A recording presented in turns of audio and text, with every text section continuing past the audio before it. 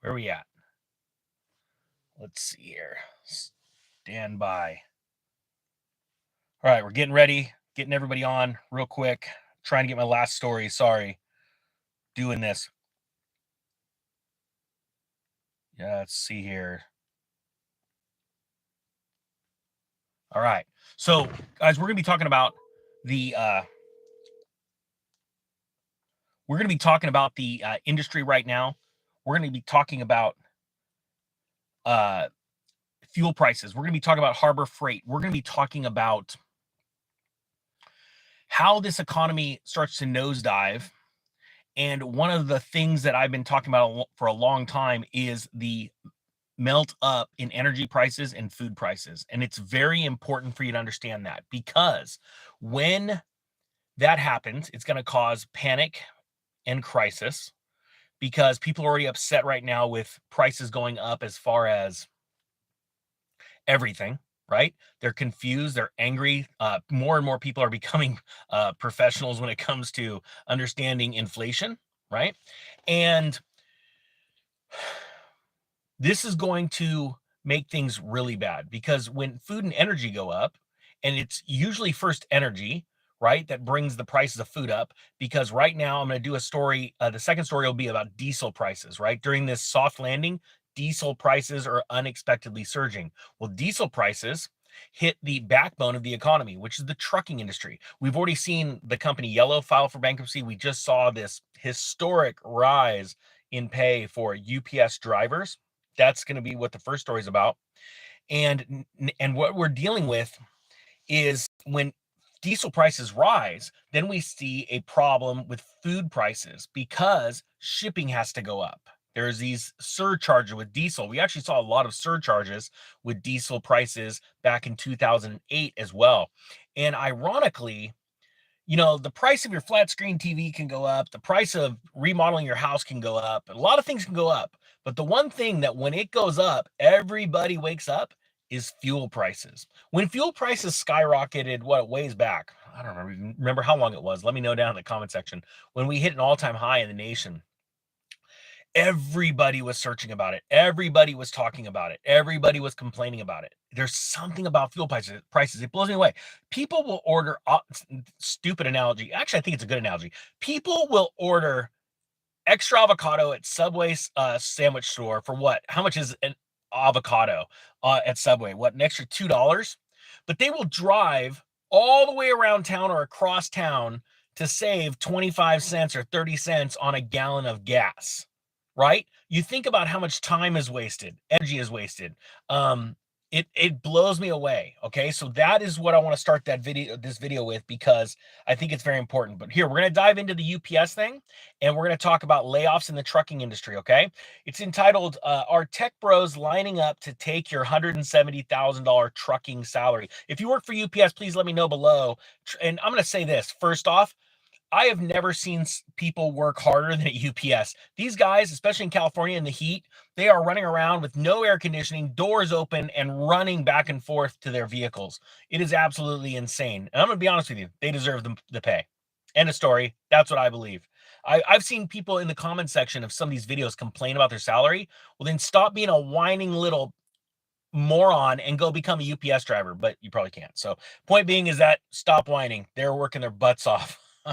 And honestly, my heart goes out to truckers, because I came from a family. I have truckers in my family. Trucker blood is in my family, and I know how long they've been away from their families and how hard they work. And a lot of people whine and go, "Well, they're just sitting." I'm like, no, they're not.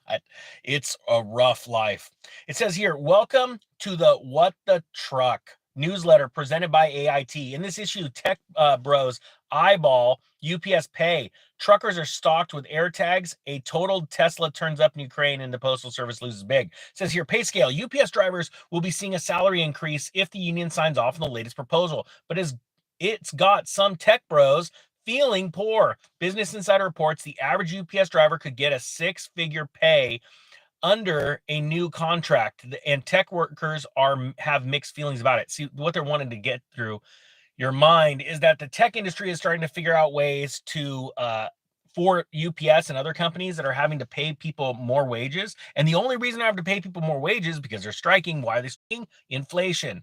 The sad thing is that most employees don't understand how the economy works, and they don't understand that companies are used to making so much money, a certain margin, and when that gets squeezed, they either shut their doors and go start something new, or they give up. They claim bankruptcy because they just can't make it work. Because even if they pay the higher salaries, then they raise prices accordingly, then the consumer stops using their service or buying their goods, and they have to close their doors. This is a natural evolution. We are going to see so many bankruptcies in the next 2 years because of the fact that employers have had to start paying people more. McDonald's is a great example of this. Oh, shoot. No, we went to sushi the other day, and one of the sushi restaurants in town has a robot now that's taking your orders, not your orders, but bringing the food out to you. So that's pretty cool. There's one less employee. McDonald's, same thing. They put up all those automatic kiosks. Oh, you want to get paid more in California? No problem. Your robot's going to take your job.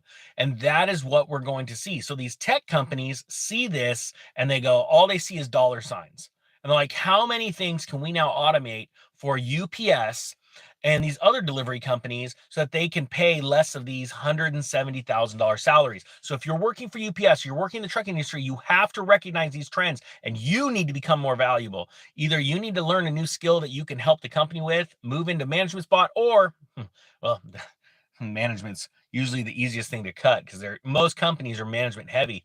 It's like Caltrans in California got 5 supervisors looking over one guy with a shovel digging. It's horrible.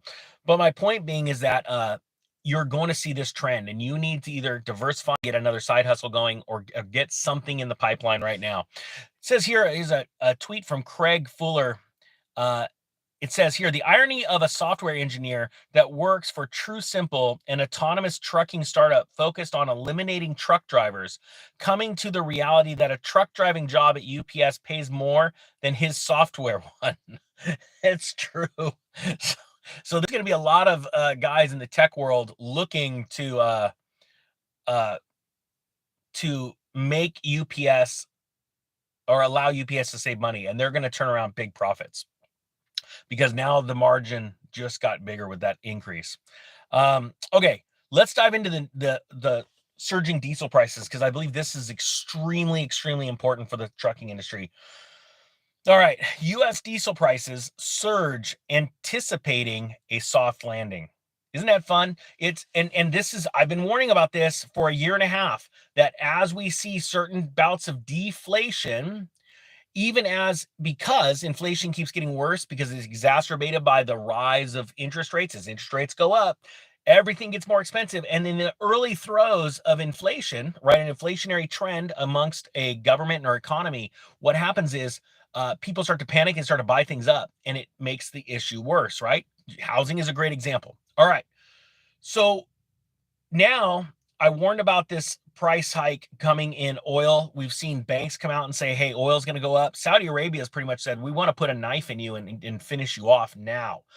They want to see higher prices. So they've started limiting the amount of oil coming out of the ground.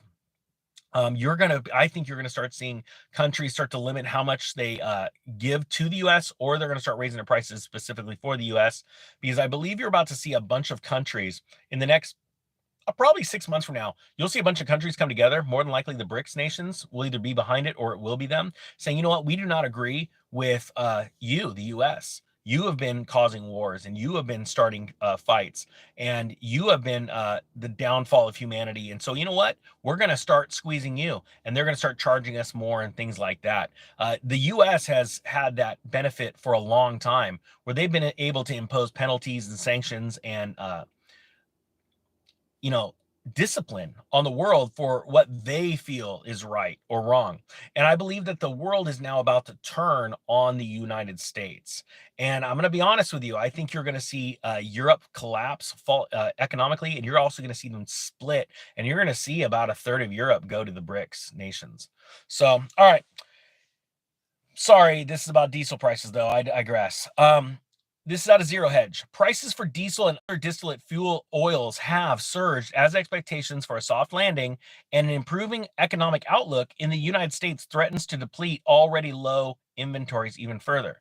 You could thank your El Presidente for that one, running our strategic oil reserves low and depending on other countries. Now, it's funny. The only reason our strategic reserves are low is because the White House has had to try and cover up just horrible, foolish, moronic policies. Can I make my point even clearer? Put a better term down below, because they wanted to go away from energy independence, what our last president did prior, and keeping low prices low, and be subservient to other countries that they're on the payroll for. But don't worry, that information's coming out.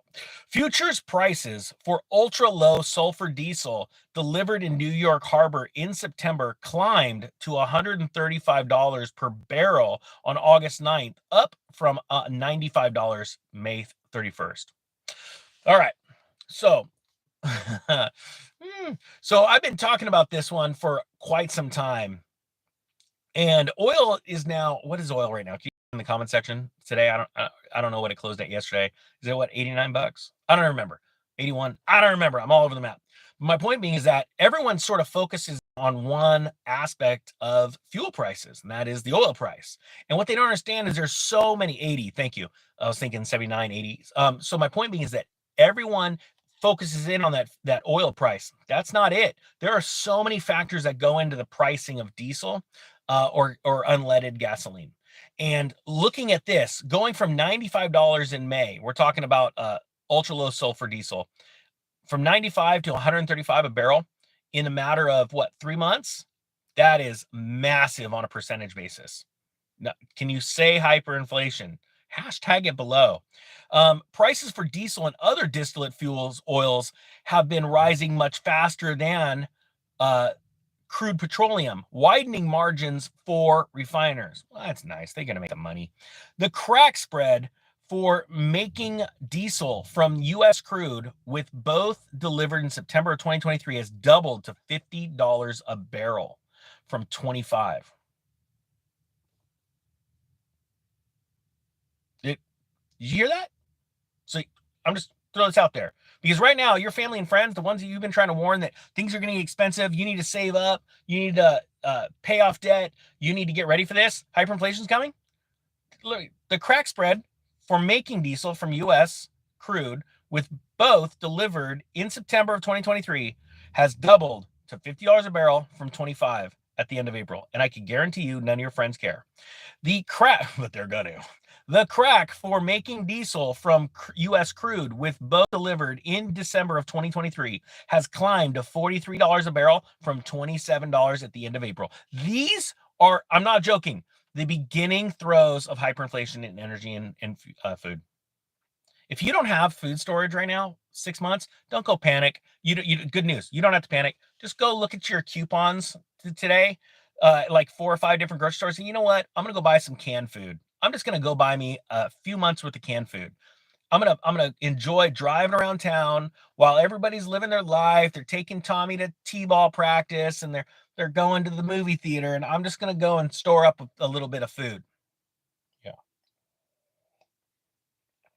it's the truth. You don't have to panic. But I'm going to tell you what, and then start eating through that food storage and rotating it out. You're going to be very, very happy in the next year. I can guarantee you, we're going to be doing videos and you're going to be like, I did it, nailed it, and I am at so much peace. All right. It says here, diesel prices are rising as traders anticipate that the shortages will quickly reemerge if the economy avoids falling into recession later in 2023. So the prices are going up because they're actually anticipating that we're not going to go into recession and that people are just going to start wildly spending money. Isn't that absolutely insanity? Like, oh yeah, you know what? We didn't get into recession. Okay, let's go blow more money. Well, we're already at 1 trillion in credit card balances. That doesn't matter. Let's make it 2. Well, yeah, but housing is still super. It doesn't matter. Okay, but nobody's getting a raise. Where's the money coming from? I guess you've got a point. You must be listening to Ninja. And it's literally that simple. Do me a favor. Type 1 if it's that simple. Type 2 if it's a lot more complicated than that. And we got to listen to a bunch of idiots like Jim Cramer on News Channel because they went to Coolidge and they know more than you. Just type 1. I think it is literally that simple. Hey, let me ask you a question. Somebody was complaining the other day, and I could care less. I mean, I just say bye-bye. But he goes, "You have asked people to type a number 3 times. I am sick of this." I'm like, "I think it's sorta cool. I think people wanna vote. They wanna have the message heard." And honestly, isn't it pretty nice? Like right now, everyone's typing 1 because it's literally that simple. We're not getting any raises. Hey, type 3 if you've gotten a raise. Watch. Hold on. Stand by for crickets. All of a sudden, the whole thing stops. Everyone goes, "I haven't gotten a raise. I haven't gotten a raise." Nobody's gonna type 3. People like being able to see that they're not the only person that feels this way. It's like thinking that we got a bunch of libtar soy boys around here. Oh, said the word that's probably gonna get it stopped. The video stopped. But the point being is, they are the few. You are the many. It's quite amazing, actually, once you realize that. Oh, wait a minute, there are a bunch of level-headed thinkers in this world. Oh gosh, well then what would you do? Well, you just got to come together and get loud like the morons. And that's the thing. That's what we've got to do. We got to stand up against these morons. All right. U.S. inventories, we're talking about fuel, amounted to 115 million barrels on August 4th, which is up from 111 million a year ago. Well, that's really not that much. But otherwise, the lowest for the time since the year 2000. Man, isn't that just lovely? Isn't that just nice? We're since 2007, we're pretty much at the lowest amount. Look, here's 2007. Here's now. Well, that's really cute. Shoot, we had more oil in reserves in 2008 when everything was crashing down. We had 133 million barrels. We're at 115. Isn't that nice? Thanks, Joe Biden. All right, let's move on.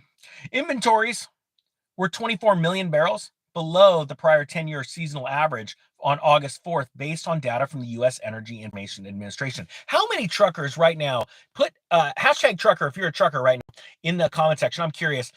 How many of you are affected by diesel prices? Whether you're an independent owner operator or you work as an employee for a large trucking company, let me know down below. How much does diesel affect your business, your livelihood? I'm going to be honest with you. I already know the answer to this. It's everything. It is literally everything. Well, that and actually insurance. I can't wait to see what those stories are like, because insurance is going through the roof for these trucking companies.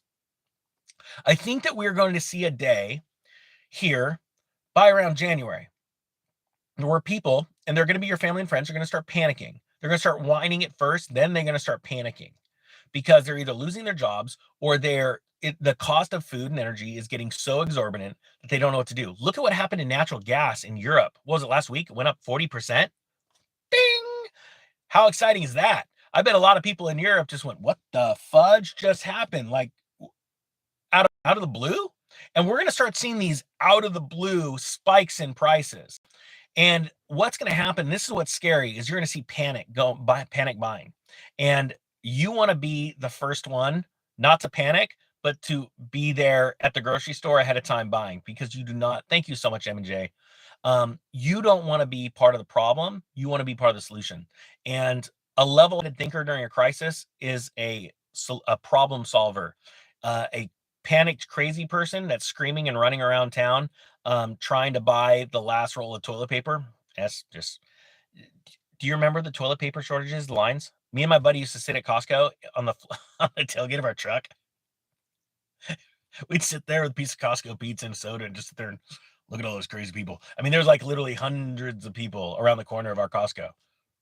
Like, we got our toilet paper. We got like the next 4 years of toilet paper.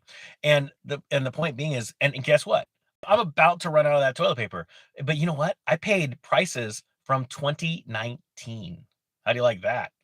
Thank you so much, Nancy, for the super chat. Listen, everybody, I hope you have a great day. I have some really cool videos coming out with Andy Scheckman soon, and I put the link to the Auto Trader Pro class. Everyone that bought it, I just put up the 2 first videos. The next 2 videos edited and up in the next few days.